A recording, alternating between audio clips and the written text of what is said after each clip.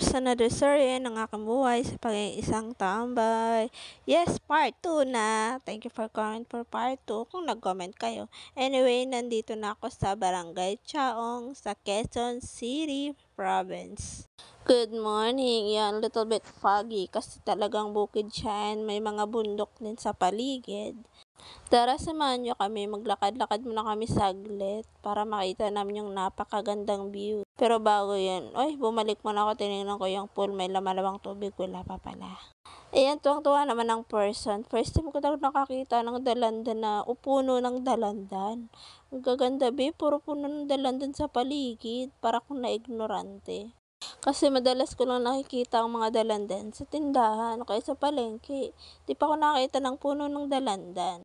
So, ayun, palabas na naman kami and bubukas pa lang kami ng gate at ito yung mga kasama ko, si Ate Nancy, si Ate Ana at si Ate Jonah. Sa Ate Jonah nga pala yung taga dito at bahay nila to. Ang ganda ng flowers na to. Ayan, itutour nila lang naman kami saglit sa labas ng bahay nila and makita yung napakagandang view tulad ko. Char! So, ayun, happy ang mga person. Anyway, namamanghakot. Namimiss ko na naman ang bukid dahil sa nakikita ko. Dahil ganito ang bukid namin sa Masbate. At habang sa paglalakad ko, alam nyo ba, nakita ko na naman ang pakaraming puno ng dalandan. Oh my God. Tuwang-tuwa na naman ang person. Para kung na-ignorante, ngayon ko lang nakita eh. Ayan, napakaganda ng araw. Ganda lang no, akala mo talaga napakaganda. Diyos ko, umuulan pala ng panahon na yan. Saglit lang kami naglakad-lakad, di kami masyado lumayo kasi umaambo na yung time na yan.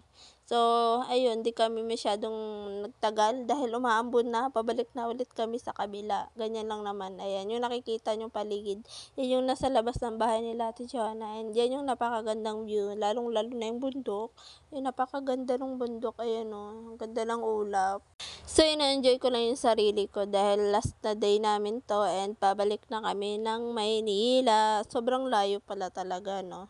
And bago ang lahat, bago kayo maligo, nag-breakfast muna kami sabay-sabay. Meron lang kami may spaghetti, and then nagkape, and then di ko na sure kung ano pa ba yun, nakalimutan ko na. So yun, check ko na naman ulit yung swimming pool kung may laman. Pero bago yun, may pagdadaanan tayo. Yung dalanda na naman, bago tayo akat ng hagdan. Char. So, i-check ko muna kung may tubig na ba. Feeling ko meron na yata eh. Parang may gumagalo. Ay, ito meron na nga. Ay, punong-puno na. Ay! Andito pa sa Tijona. Nagulat ako dyan. Kala ko walang tao. Totoo. Pagtingin ko may tao na pala at nakauna na siya. So, maliligo na rin kami. Iyan, tingnan nyo na lang kung gaano kami nag-enjoy sa paliligo namin. Char.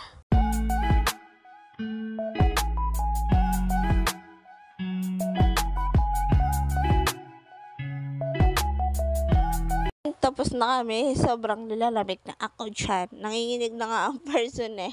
And yun, kailangan na namin bumaba at kumain dahil anong oras na uuwi pa kami, mahababang biyahe pa pabalik ng Maynila.